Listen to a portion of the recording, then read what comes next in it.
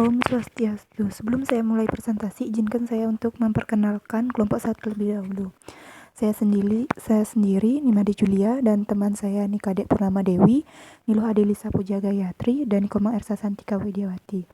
Sini kelompok kami akan membahas tentang pedoman dan tata cara pendirian koperasi. Adapun subpokok bahasannya, yang pertama dasar hukum pembentukan koperasi, yang kedua syarat dan tata cara pembentukan, yang ketiga tingkatan koperasi dan daerah kerja koperasi, dan yang terakhir struktur intern dan ekstern organisasi koperasi. Dasar hukum pembentukan koperasi.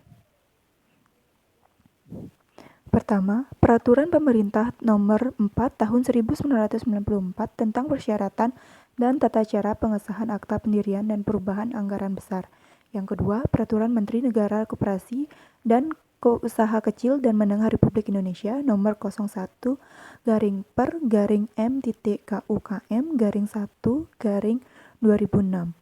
Tanggal 9 Januari 2006 tentang petunjuk pelaksanaan pembentukan, pengesahan Akta Pendirian dan Perubahan Anggaran Dasar Koperasi. Yang ketiga, Keputusan Menteri Negara Koperasi dan Usaha Kecil dan Menengah Republik Indonesia Nomor 98/KIP/KUKM/9/2004 tanggal 24 September 2004 tentang notaris sebagai pembuat akte pendirian koperasi.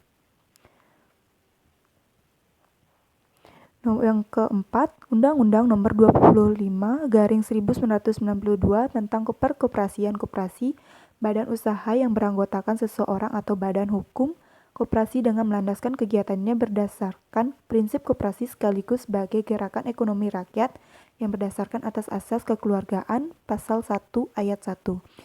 Yang kelima, Undang-Undang Nomor 9 Tahun 1995 tentang pelaksanaan usaha simpan pinjam dan koperasi kegiatan usaha simpan pinjam, kegiatan yang dilakukan untuk menghimpun dana dan menyalurkan melalui usaha simpan pinjam dari dan untuk anggota koperasi tersebut, calon anggota koperasi tersebut, koperasi lain, dan anggotanya diatur pada pasal 1 ayat 1. Yang kedua yaitu syarat dan tata cara pembentukan. Syarat pembentukan koperasi. Yang pertama yaitu persyaratan pembentukan koperasi didasarkan atas bentuk koperasi yang akan dibentuk.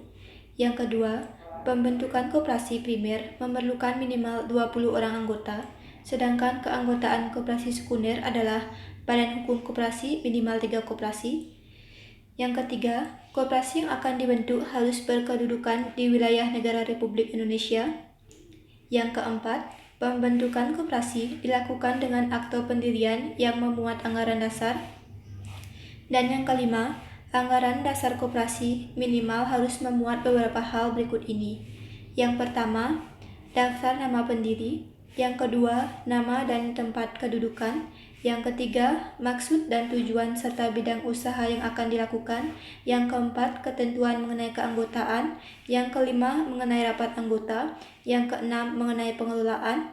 Yang ketujuh, mengenai permodalan. Yang kedelapan, mengenai jangka waktu berdirinya. Yang kesembilan, mengenai pembagian sisa hasil usaha. Dan yang kesepuluh, mengenai sanksi. Selanjutnya yaitu tata cara pembentukan. Yang pertama ada dasar pembentukan. Orang atau masyarakat yang akan mendirikan koperasi harus memahami maksud dan tujuan koperasi serta kegiatan usaha yang akan dilaksanakan oleh koperasi. Yang kedua, persiapan pembentukan koperasi. Persiapan perlu dilakukan dalam pendirian koperasi sebagai berikut. Yang pertama, orang-orang yang bermaksud mendirikan koperasi harus mendapat penerangan atau penyuluhan. Yang kedua, dilakukan pendidikan atau latihan bagi peminat yang akan mendirikan koperasi. Yang ketiga, setelah dirasa cukup pengertiannya dan dilandasi dengan keyakinan, maka mereka dapat mengadakan rapat pembentukan. Yang ketiga yaitu rapat pembentukan. Setelah persiapan pembentukan, maka selanjutnya dilakukan rapat pembentukan dengan ketentuan sebagai berikut. Yang pertama, rapat pembentukan dihadiri oleh peminat-peminat paling sedikit 20 orang. Yang kedua, karena pentingnya rapat pembentukan ini, seyogianya mengundang pejabat atau petugas Departemen Koperasi setempat. Yang ketiga, rapat membicarakan hal-hal yang berkaitan dengan pembentukan koperasi. Yang keempat, Penyusunan AD atau ART harus memperhatikan dan berpegang teguh pada ketentuan yang ada. Yang kelima, rapat harus menyepakati keputusan mengenai pembentukan koperasi, konsep AD atau ART, modal awal, rencana kerja, serta pemilihan pengurus. Yang keempat yaitu pengajuan permohonan untuk mendapatkan pengesahan hak badan hukum koperasi. Untuk mendapatkan pengesahan, langkah-langkah yang perlu dilakukan sebagai berikut. Yang pertama, para pendiri mengajukan permintaan pengesahan badan hukum. Yang kedua, permintaan pengesahan tersebut diajukan dengan lampiran sebagai berikut, yaitu 2 rangkap akta pendirian, 1 diantara bermaterai cukup. Yang kedua, berita acara rapat pembentukan. Yang ketiga, surat bukti penyetoran modal sekurang-kurangnya sebesar simpanan pokok. Ketentuan yang ketiga yaitu pengurus harus menyediakan dan mengisi buku daftar anggota dan buku pengurus. Yang keempat, setelah menerima surat permohonan, pejabat koperasi segera memberikan surat tanda penerimaan yang telah ditandatangani dan diberi tanggal kepada pendiri. Dan yang terakhir yaitu, jika surat permohonan yang diajukan tidak disertai dengan lampiran, maka pejabat koperasi berhak untuk memberikan surat permohonan itu kembali agar diajukan lagi setelah dilengkapi atau disempurnakan. Tata cara pembentukan yang kelima adalah pendaftaran koperasi sebagai badan hukum. Yang pertama, setelah surat tanda penerimaan diberikan kepada koperasi yang bersangkutan, maka pejabat koperasi harus meninjau koperasi selambat-lambatnya 2 bulan sejak tanggal penerimaan permohonan tadi. Yang kedua, atas dasar penelitian tersebut, maka pejabat setempat bisa mengambil keputusan berupa menyetujui atau menunda, menolak pembentukan dan pemberian badan hukum koperasi. Yang ketiga, jika ternyata memenuhi standar, maka pejabat akan meneruskan surat permohonan dari koperasi yang bersangkutan. Yang keempat, Kepala Kantor Departemen Koperasi dan PKM akan melakukan penelitian terhadap anggaran dasar koperasi. Yang terakhir, materi anggaran dasar tersebut tidak boleh bertentangan terhadap Undang-Undang Nomor 25 Tahun 1992.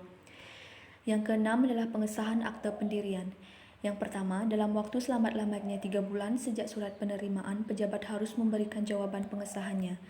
Yang kedua, apabila pejabat yang berwenang untuk memberikan pengesahan merasa keberatan, maka pendiri koperasi harus mengajukan banding selambat-lambatnya 3 bulan.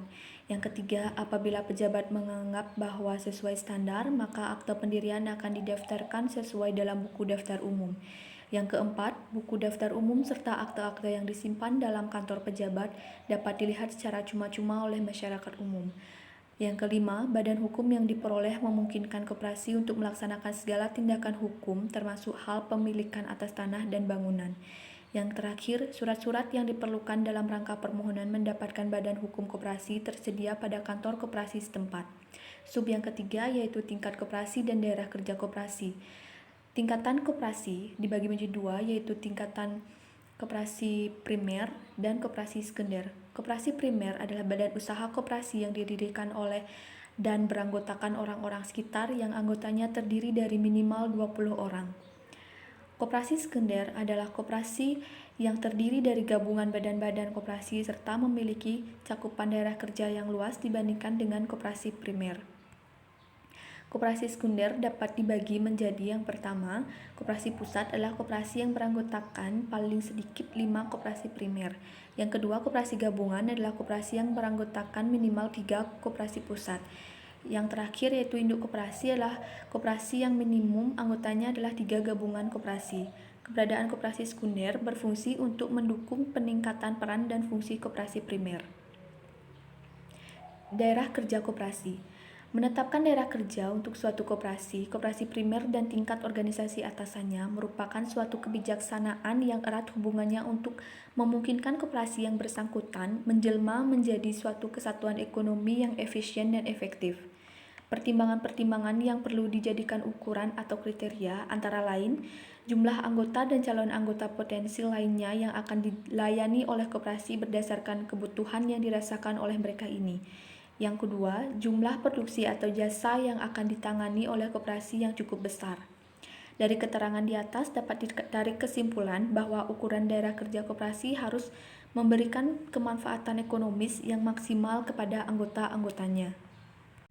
Selanjutnya, struktur intern dan ekstern organisasi koperasi.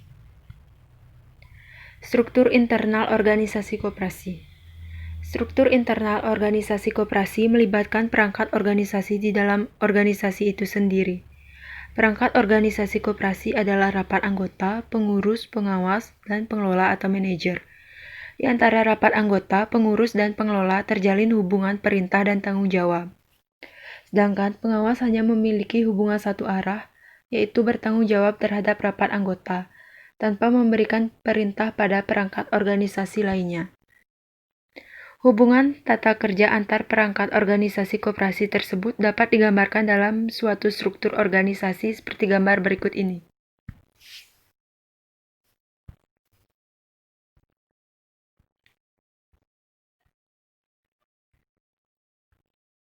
Yang pertama, rapat anggota.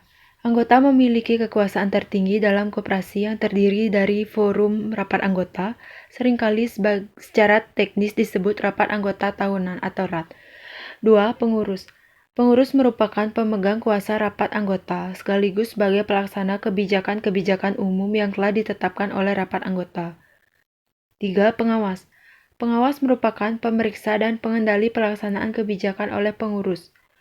Tujuan utama pengawas adalah mengendalikan pelaksanaan tugas oleh pengurus agar tidak terjadi penyimpangan-penyimpangan dari program kerja dan RAPB koperasi yang telah ditetapkan dalam rapat anggota. 4. Manajer atau pengelola koperasi. Pada dasarnya adalah orang yang ditunjuk dan diangkat oleh pengurus untuk memimpin perusahaan atau bidang ekonomi koperasi, serta mengelolanya bersama dengan karyawan. Struktur eksternal organisasi koperasi. Struktur eksternal koperasi adalah struktur koperasi berdasarkan jenjang koperasi itu sendiri, yang di dalamnya meliputi koperasi induk, koperasi gabungan, koperasi pusat, koperasi primer, dan anggota koperasi primer sendiri. Nah, bagian struktur eksternal organisasi koperasi dapat dilihat sebagai berikut.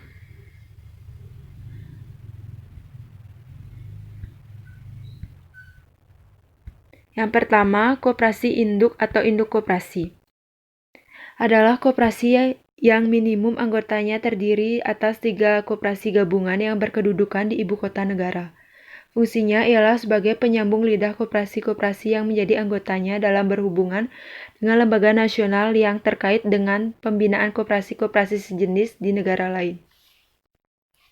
2. Koperasi gabungan merupakan koperasi yang minimum anggotanya terdiri atas 3 koperasi pusat dan berkedudukan di ibu kota provinsi.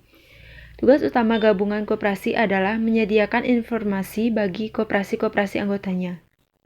3. Koperasi pusat merupakan koperasi yang beranggotakan minimal 5 koperasi primer dan berkedudukan di ibu kota kabupaten.